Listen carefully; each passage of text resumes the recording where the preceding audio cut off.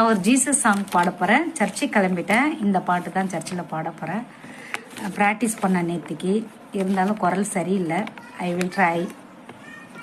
அத்திமரம் துளிர் விடாமல் போனாலும், திராட்சை செடி பலன் கொடாமல் போனாலும், கர்த்தருக்குள் மகிழ்ச்சியாயிருப்பே,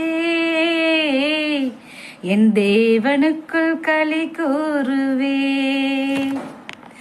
மந்தையிலே ஆடுகள் இன்றி போனாலும், தொழுவத்திலே மாடுகள் இன்றி போனாலும், மந்தையிலே ஆடுகள் இன்றி போனாலும், தொழுவத்திலே